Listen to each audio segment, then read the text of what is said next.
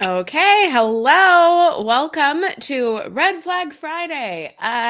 We are going to be talking today about job posting red flags.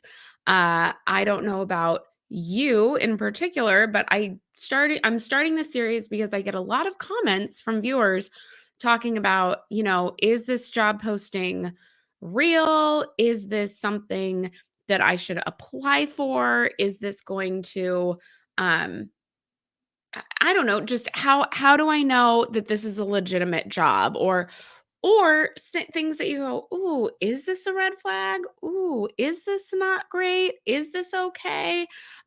There's a lot of different postings out there that can just kind of make you go, "Ooh, I don't know."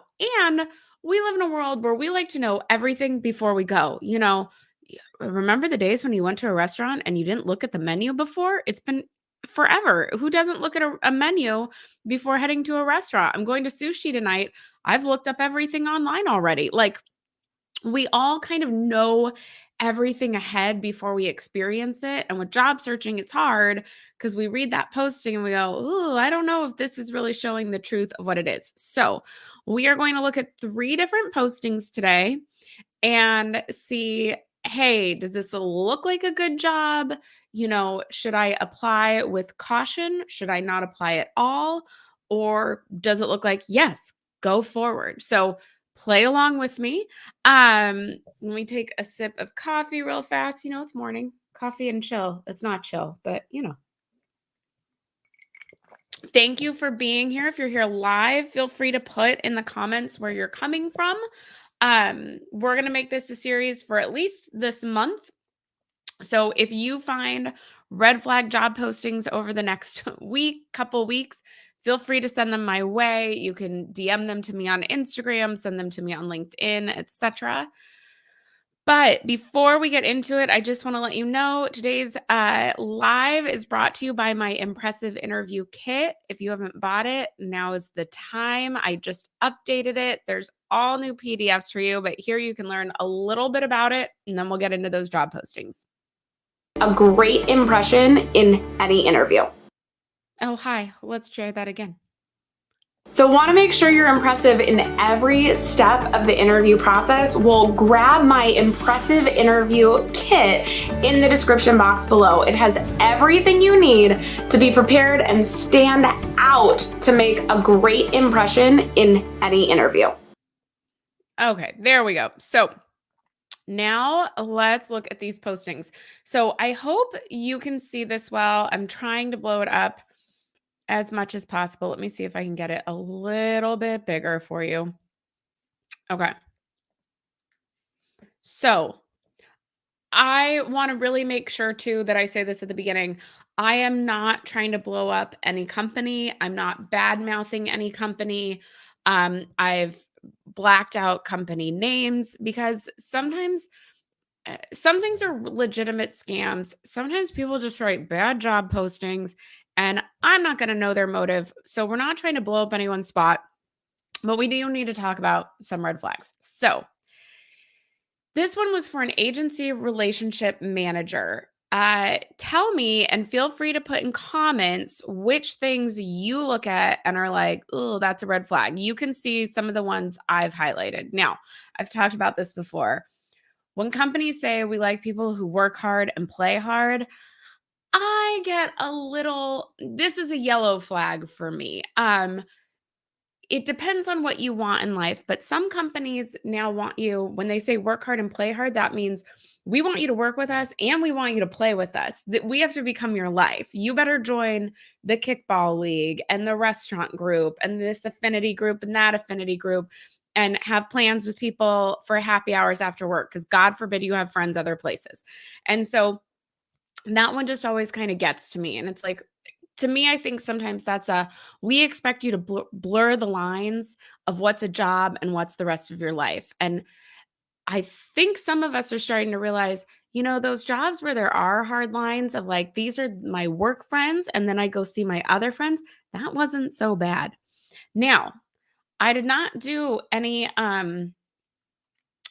correcting on the postings. I literally copy pasted these. So the fact that they called manager manger, that just bugs me. Like there's not a strong attention to detail.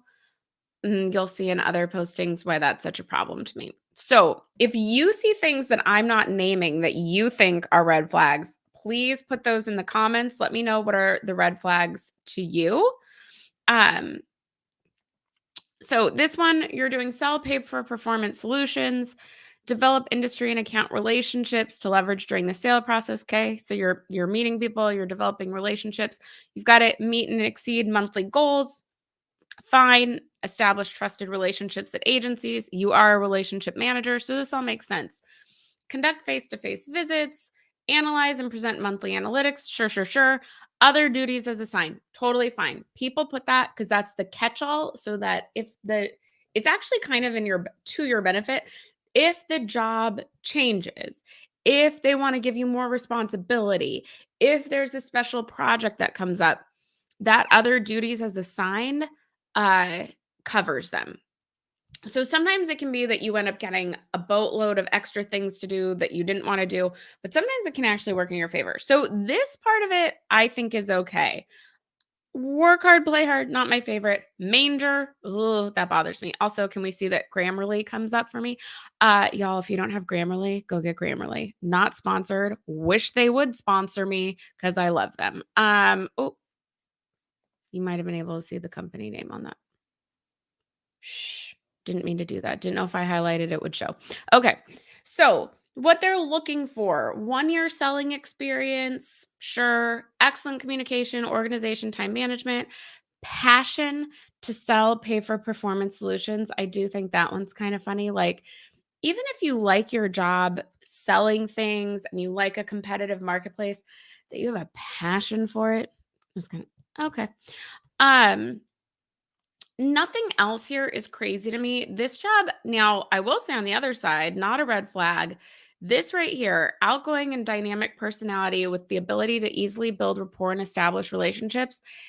That to me signals that this is more of a personality driven job. And so I am going to bet that even though they would like you to have this and have this 1 year of selling, if you have that outgoing personality and you can give some examples, even from outside of work, how you're the person who makes friends in the Starbucks line, you're the person who goes on vacation and you meet people in line for one tourist attraction and y'all end up having dinner 2 nights later because you just hit it off. Like you could give those examples and get this job. So I do think that's interesting that they put that in here because that's something we don't talk about enough. A lot of jobs are personality driven more than skills driven. You have to have the right personality and temperament for it. In fact, I would say my first 3 positions were more personality driven. You can learn the skill, and that's becoming a bigger and bigger thing. So, exceptional written, verbal, phone skills, experience in consultative, that word's always hard for me, enterprise solution selling. Okay, fine. Represent company and professional manager. Sure, sure, sure. This one, I'm going to let you know, this is not a terrible job description. Now, it might be for some people. I see somebody said it signals ISTJs need not apply. I'm an ESTJ and I would apply. The introvert thing would be hard. So if you don't know what ISTJ is, that's from Myers-Briggs. It's an assessment tool. And I's are introverts. I think STJs could apply, but yes, introverted personalities are probably not going to like this job. So this isn't a red flag in terms of this isn't a red flag in terms of the job itself looks toxic or that this is a scam, but some of those might be red flags based on your personality. And then to me, I put this as a proceed with caution. I wouldn't say don't apply. I would just say pay attention as you go through the process to make sure that this is still a job that would be good for you. So apply, and then during the interview, we might be asking a lot more questions. Okay. Sorry, I had to go through and block a couple comments. Hi to those of you who are here live. Thank you so much for being here. Abigail, glad I was helpful in your success in your interview a couple years ago. Maybe you're applying again. That's why you're here. Y'all, get ready. This next job, this is a doozy. Okay. Marketing coordinator. I've already put on this, AKA Wonder Woman or Superman. Now, let's remember this title. I need you to keep this in mind as we go through this description. This is a marketing coordinator job. Coordinator is relatively entry level, 2 years in the business. That's normally what it means. Now, I had a coordinator title for 6 years. That's a different story. But coordinator normally means pretty entry level. As the marketing coordinator dedicated to marketing and event planning and execution, you will play a unique and important role. Oh, they always love to puff you up in our collaborative and creative team in the resort territory in these areas. The organized and creative team member of our resort team will lead. You are the coordinator, but you are going to lead the planning and execution of consumer events, sponsorships, and other marketing initiatives to make this company stand apart. You're leading it as a coordinator for all those territories. Under the direction of the CMO, Chief Marketing Officer, Resort Region President and Publishers, the marketing coordinator will lead the resort region marketing efforts and will be responsible for the development and execution of all marketing initiatives across this portfolio. So this is another part I should have highlighted. This includes conceiving and producing revenue-generating marketing programs and events. You're a coordinator. You are a coordinator, and you're supposed to be doing all these lead revenue-generating activities. I just found that interesting. You will build relationships that will create opportunities. Sure, the role encompasses integrated marketing, events, partnerships, and public relations. Y'all, woo! This is a no. Then they've divided it up. These are the things you're doing. Events. This position will lead the planning and execution of experiential activations and media sponsorships. So if you've ever been to the mall, like your local mall on a Saturday, and there's some event in the center that's sponsored by, it could be sponsored by a cable channel, it could be sponsored by the local chamber of commerce, or if you've ever gone to like a one-day conference in your area or something like that, that's an experiential activation. To say that this person is going to lead the planning and execution of those as a coordinator is crazy. On top of, they've got to do integrated marketing. Now, I think this first part looked okay, and that's why I didn't highlight it.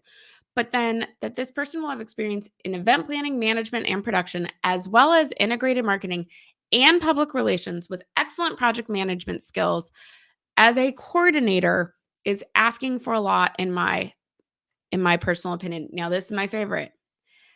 They want you to demonstrate impeccable attention to detail. You know what's wrong with the word attention to detail? It doesn't have the dashes in between the way the word attention to detail should. Neither problem solving doesn't have it. See, hyphen doesn't have that hyphen. Service oriented doesn't have that hyphen. But you, my friend who's applying, needs to have impeccable attention to detail. It just cracks me up. Okay.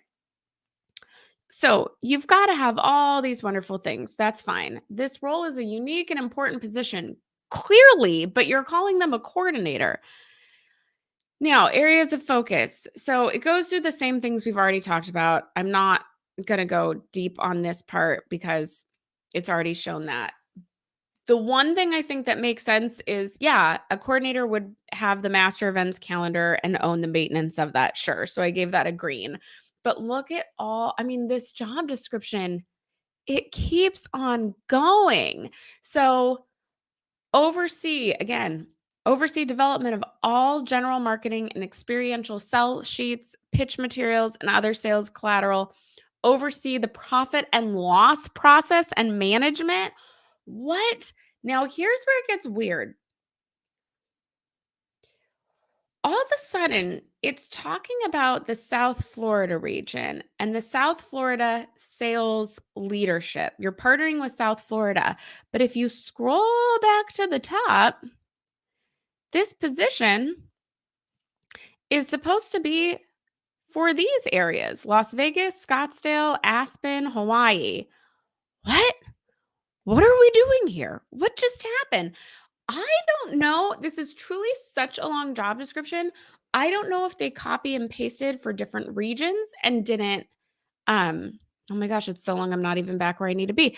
I don't know if they just didn't change this part where and it should say Southwest and Hawaii. I don't know if they accidentally combine two positions because this goes on forever. Because again, y'all, they want you to lead and oversee all these events. You need to have at least 1 year experience. What? Oh, you again need to be detail oriented without that hyphen. Woo.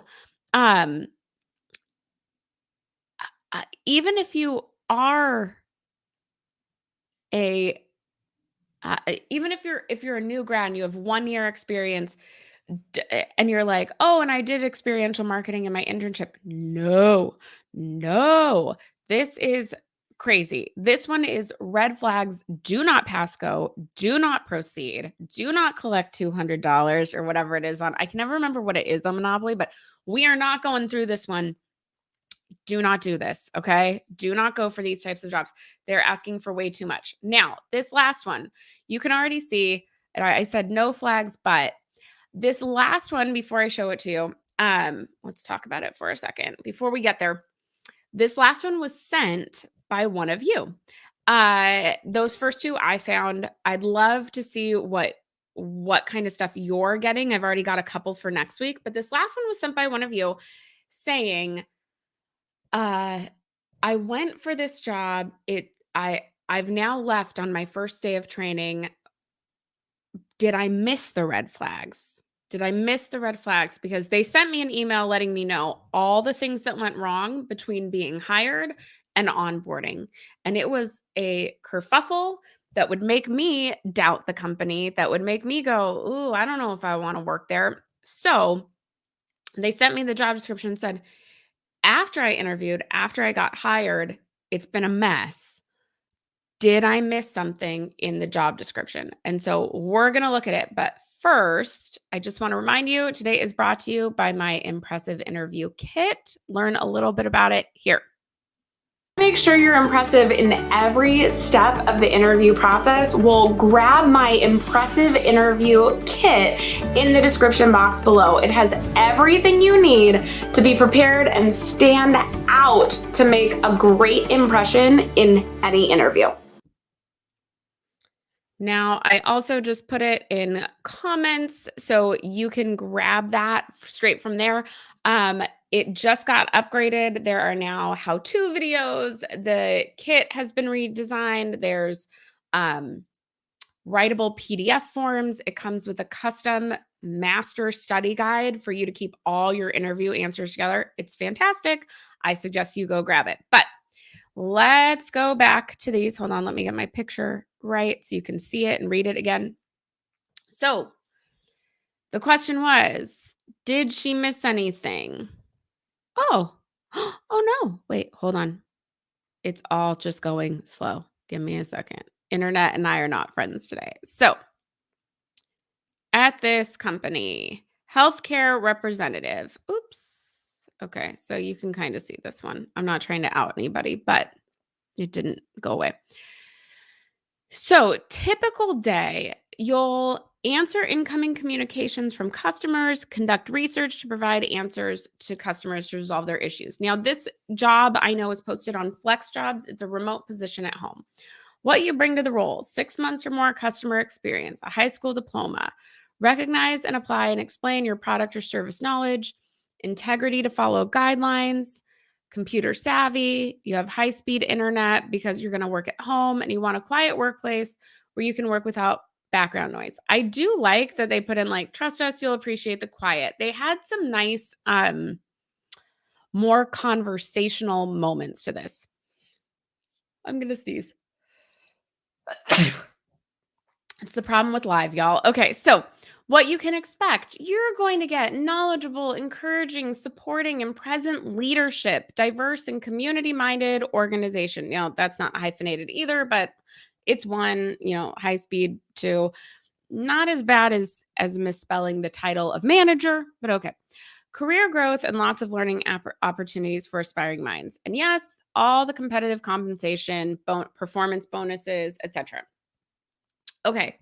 It says, we will train you. I don't know why this one didn't go away. It says, we will train you in this so that, you are an expert in this field. We trust that you're going to be caring and supportive in nature. And then we can train you on the skills of this company, right? Very similar to that other one in the personality driven piece. Like, hey, we need you to be great at customer service and understand how to be kind to people when they're frustrated. But we'll teach you the skills and the conditions, the way to file papers, etc., all the technical stuff of this kind of company. You'll report to a team lead, you'll contribute to the customer experience, etc. Now, my only red flag with this is that it is a very short job description that doesn't really paint the picture of what a day would look like.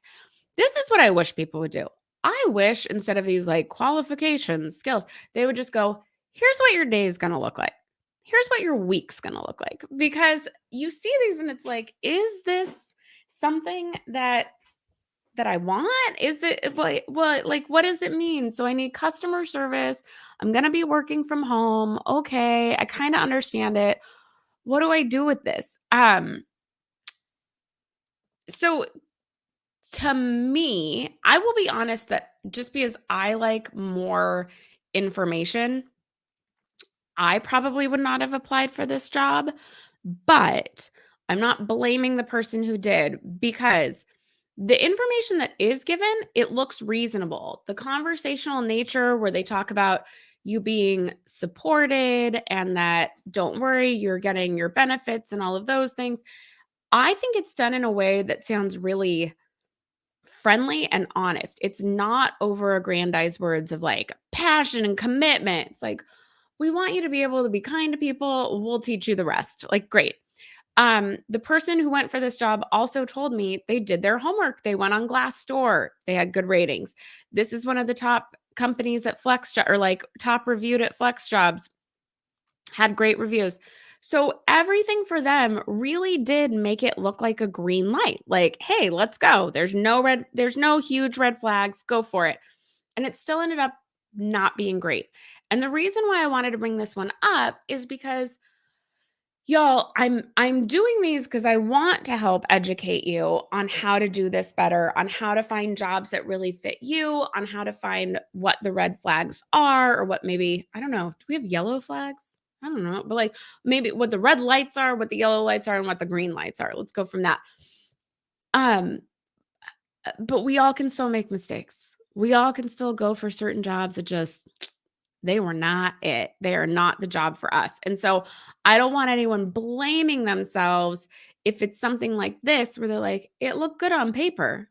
How many of us have gone on a Bumble date or a Hinge date or whatever with someone who they're real good on that little card? They're real good in the chat. And then you went on the date, not so good. Jobs are the same way. You can be looking at that description and it looks good, and then you get to the interview and you go, "Ooh," or you get in your first day on the job and you go, "Crap." That happens. I hope it doesn't happen to you. We're doing this to try and stop that from happening, but it can happen. So those are the 3 for today. Now I'm going to do Q&A. So if you have questions, start typing very fast in chat. I know there's a little bit of a lag. So while you are typing, I'm going to take a sip of water. coffee. I'm going to take a sip of coffee. Clearly, I need it.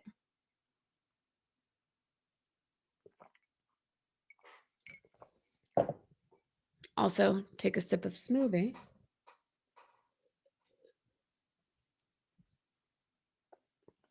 And while you are writing questions, I hope you're coming with questions. Put those in the chat. Just want to let you know a couple of things. So the impressive interview kit is updated. The link for it is in the description box below. It's also in the chat. And then also, if you are starting to realize, like, I think I need one-on-one help with this whole job search thing. Either I need someone to hold my feet to the fire. I've literally had people say, I need someone to hold my hand. I want you to hold my hand and walk me through this process. There's nothing wrong with that. We need direction. We need guidance. That's okay.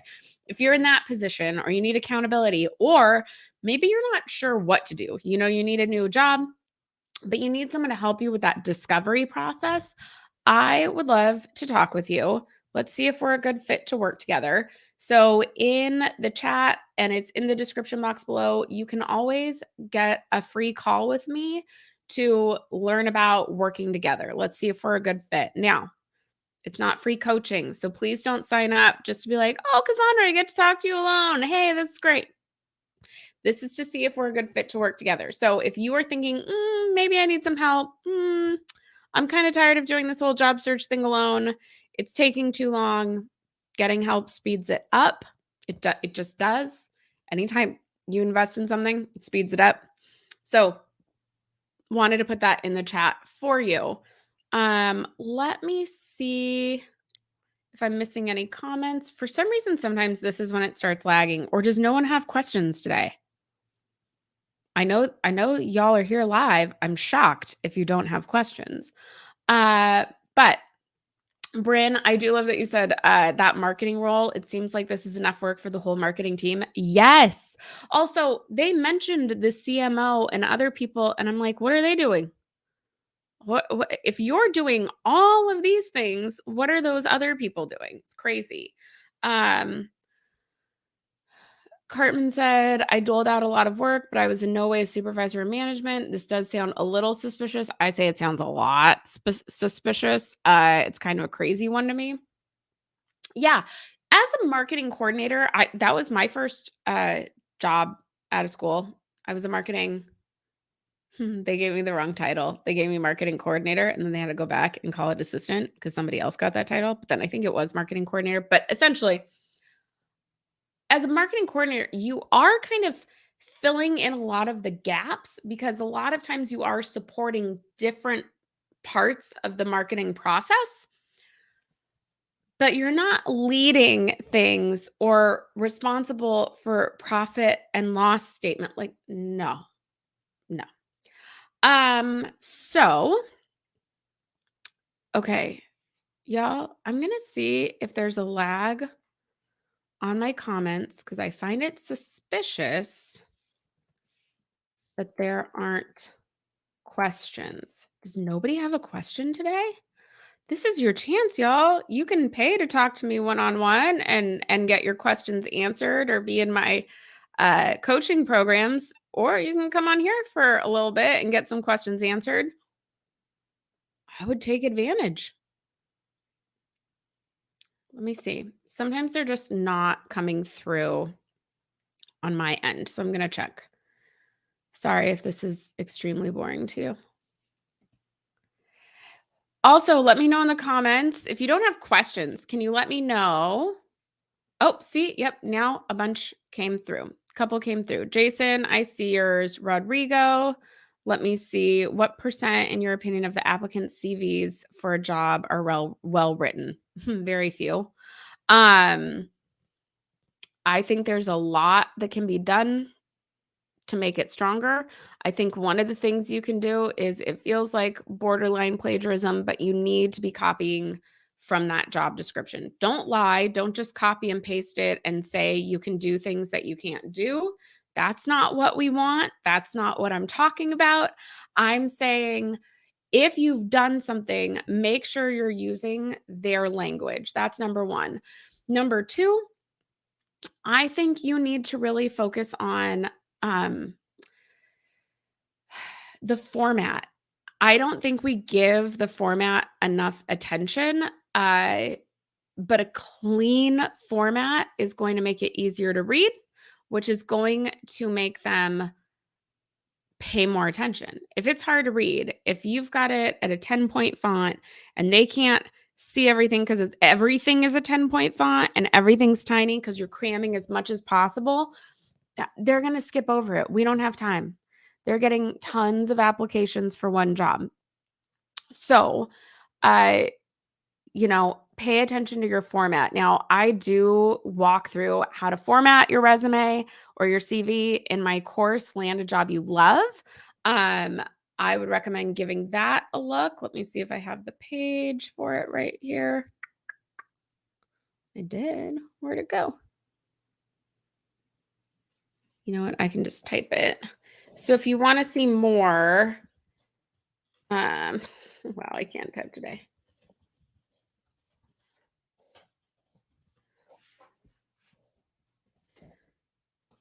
It doesn't look fancy since it says sales page, but that is the right page to go to. You can see more there. I walk you through line by line how to create a good resume or CV. That's clean, that's easy to read. You don't have to overthink it. There's no need to use Canva or Photoshop or Illustrator or InDesign or any of those crazy things. We can make a great one in Word that will do really well. Then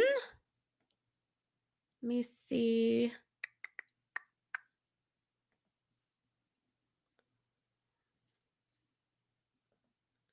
Okay. I think they're coming through now. So let's see. Simran, how to deal with constant rejection with your dream jobs? Well, I would need to know more. First, I'm sorry that you're getting rejected. It's hard. Job searching is hard. It is hard. I think we can make it fun. That's what I try to do. That's what I try and do here. That's what I try and do in my courses. Bring some life and excitement back to it, that this is an adventure we're on. But it can get frustrating. So, I do understand the frustration and it can feel really defeating and then you don't push forward. We only control part of this process. We do not control the end result. So you cannot worry about their side. This is what I find a lot. We spend far too much time worrying about what the other person's doing, what the hiring manager's doing. Why are they blaming? Why are they rejecting me? And we don't take enough personal responsibility of what could I do better. And um I'm not blaming you. I'm saying, because I don't know your situation, Simran. I'm just saying take stock. What you can do is take stock of what you control. Okay. So you need to sit there and go, have I done enough? Have I, uh, you know, tailored my resume every single time? Or am I just so tired of applying that I've gotten kind of lazy about it and I don't take the time to do that? Are you adding a cover letter? People have to go, oh, cover letters don't matter. 50% of companies say they do. We don't know which 50 care. You've still got to add that cover letter, right?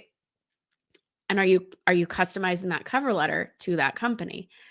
Are you reaching out to recruiters and hiring managers on LinkedIn and saying, hey, I just applied for this position, and making it very easy for them, linking to the ID of which position it was?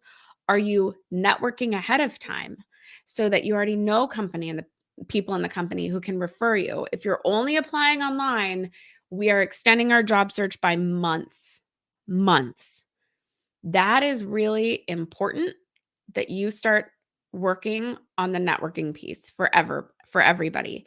Now, if you can say, yes, Cassandra, I have been doing these things, then great. These just aren't the right jobs for you. The right one will hopefully come along. Or if we're getting rejection from the interview point, this is where I will say, if you are interviewing, I had a client this week that they signed up with me because he said, I keep getting to the interview. I've gotten to the final round multiple times and I don't get chosen for the job.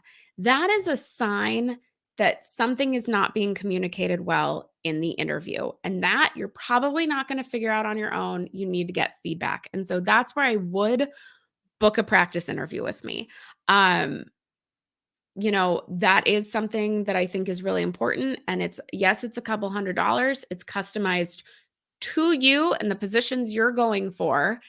And that couple $100 can now get you a job worth thousands upon thousands upon thousands of dollars in the six figures, depending on what you're going for. And so it seems like it's a really good investment. So if it's pre-interview, look at your job search efforts in terms of resume, application, cover letter, etc. If it's in the interviewing stage, we're getting rejected, we're having a communication issue. We're not sharing our story like in a way that's being understood to connect to the job. And so that I would get feedback on. I think it's really hard to see it for yourself. Get feedback, book a practice interview with me. The link for that should be, if you scroll in the description, it should be there as well. Emreet said Amazon hiring manager interview questions to ask at the end. Now I'll be honest, you Google this. It's a lot of places. This is my top video of questions to ask at the end. To ask the hiring manager, I would ask a success question, especially at Amazon. What are you hoping the person hired accomplishes in the first 30, 60, 90 days? Or what do you see of them understanding and accomplishing in the 30, 60, 90 days? Do you have any hesitancy? Can I clarify anything for you to consider is there anything giving you hesitancy to continue considering me for the position or hiring me for the position? I would be looking at those types of questions. I also think it's your chance to interview them. Can you tell me about the culture of the department? Read between the lines. Is it a toxic department? Is it a great department? There are certain departments at Amazon that are wonderful. There are certain departments that are toxic. And there are certain departments that are wonderful for certain people. And I have friends that hated them and just felt like a fish out of water the whole time, and it wasn't the place for them. So I would be looking at questions like those. I don't think there's a golden ticket question to an Amazon interview. I think it's about asking thoughtful questions. You're not trying to stump anybody. When I say thoughtful, I don't mean tricky or like, I'm going to show them how clever I am. Sometimes people think that. No, you're asking thoughtful questions about, I want to work here. What do I need to know on my end to make that decision? Okay. Adriana, can I use as a reference my answer of tell me about yourself to create a cover letter? They're going to have similar things, but I would say no. A cover letter is always tailored to each position, and it should include, some people say like, tell a story in your cover letter. I don't think that matters. I don't think we all can do that well, and it doesn't go for every job. If you can tell a great story, great. But the key is giving more of a description of what you can do for a couple of the position for a couple of the skills of the position. So in the intro, you're always sharing the title of the job, where you found it, how you heard about it, and briefly why you're interested. The body, though, is you're always making the match to a couple of things, and we're expanding compared to our resume. So our resume is very broad but shallow. It's a lot of little one-liner bullet points on all the different things we can do, but we're not going deep on any area. On our cover letter, we're taking like one skill, like you want somebody who communicates well. Here's my example of how I communicate well, and you can go deeper. You can give me the example of the story. I know I said it's not a story. I mean, it's not a one encompassing story, but you can give kind of two smaller stories of in a sentence or two of, here's a time where I communicated well. Here's the proof that I communicated well, and then connect to them. And that's why I think I'm qualified for this position, that I could do the same for you, that sort of a thing. So you're always giving 2 or 3 skills or strengths based on that job description and giving examples of how you've done it, specific examples, not just, oh, I'm a great communicator. I write a newsletter every week. No, I write our company's internal communications newsletter email every week, and since I created it, we've had less uh, questions coming. Something you could talk about, like the amount of questions coming in over protocols has gone down, or I know my copy is persuasive because the click through rate has gone up 30%.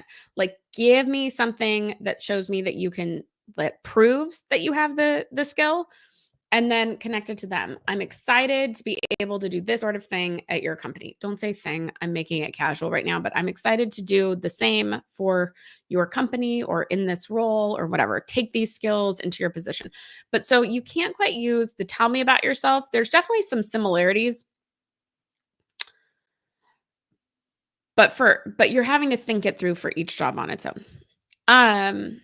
Let's see.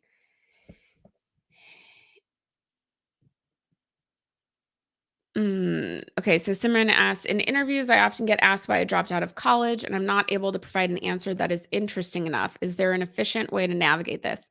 I need to know more. Um, I need more context on that.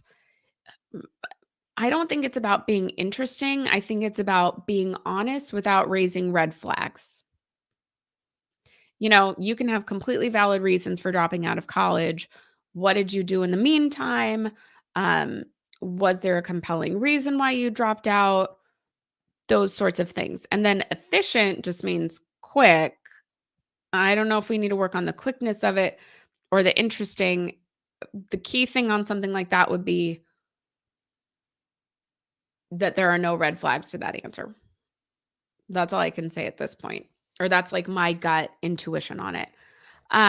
Adriana, once you get the job and the employer assigns you way more okay, sorry, there's words missing. Once you get the job and the employer assigns you way more responsibilities than the job description had, what do you recommend to do? As uncomfortable as it can be, I would have a conversation with your supervisor. Um, the key with this is the tone and the way you go into that meeting. You don't want to sound like, I think, and I have a feeling you know this. It's what everyone knows. Like, ooh, do I even have that conversation? Because I don't want to sound like I'm lazy and I don't want to work. Like, I don't mind working, but maybe go in mapping for them. Hey, this is how much time all of this will take me. Um, or maybe if it's something that you don't feel equipped to do, like, this is something that was not discussed in the interview process, and this is something I'm not well versed at, and so not that I won't do it, but it's going to take me longer, I might need some additional training, you know, bring up that conversation and say, "Can we talk about this? I wanna be able to help, I wanna be able to solve these things, I'm here to be a team player, but I'm gonna need some support on doing this or some extra training," etcetera. Or other things you can ask about are, what is priority? Um, thank you for considering me responsible enough to handle these different things, but this is more than what had been discussed. And I'm just trying to figure out, as I'm new here, I'm still trying to figure out where the priority lies, um, what needs to get done first. So there are some different ways of going about it. Again, part of that is going to depend on your boss, what these other responsibilities are. There's only so much I can say from the information I'm given in these Q&As, but those are some places I would start. I think it's worth having the conversation and then just always giving the context around, hey, I'm not trying to be lazy. I'm not trying to say I don't want to work. Um, I think you could also go from I'm a bit overwhelmed as I'm new and I'm learning all these things. And some of these were not discussed in the interview. How do I move forward? I mean, I had a boss once that this was at a toxic job. Uh, I was an executive assistant, and all of a sudden, he decided he wanted the whole company website redone. And he's like, "You're in charge of that." What? I don't know how to wireframe. Like, not just like go in and change things, like work with a designer to wireframe to say this needs to go here. And then I was supposed to implement. What? No, I can't do it. No, I ended up quitting, and then didn't end up having to do it down the road. But that was for other reasons. It wasn't for this. But I had to go to him. I did go to that boss and say, I have no experience in this. We need to hire somebody for this part. This is way outside the scope of what I do. But I was a bit further along at that point. So in the beginning, I think it's just worth having a meeting. So we are going to wrap up. If there are any final questions, feel free to put them in chat. If you are liking this series, let me know. Send some feedback in the chat or the comments. And feel free to DM me on Instagram or on LinkedIn with other red flag postings. Don't forget, today is brought to you by my impressive interview kit. You can learn a little bit more about it here. In every step of the interview process, we'll grab my impressive interview kit in the description box below. It has everything you need to be prepared and stand out to make a great impression in any interview. So, like I said before, in case you missed it, the kit just got revamped, revised. There's new pieces to it. Everything is a writable PDF now. There's tutorials, etc. So go check it out. And if you do think you would like to work with me one-on-one, you're realizing you need some extra coaching, you'd like some extra help, go click on that Chat with Cass button in the description box below. Fill out the form and we can do a free call. It is not a coaching call. It's for me to hear more about you and what you're going through and to see if we're a good fit for working together. If the red flag thing has been big for you, I know some people were talking about like, oh, feeling rejection lately. If you have not seen this week's video, it's about beating job search burnout. Okay, go watch that next. So you have some different things to go do. I hope you all have a great Friday. Keep watching. Be sure to subscribe if you haven't. Let's get to that 100,000. And I will see you soon. Bye.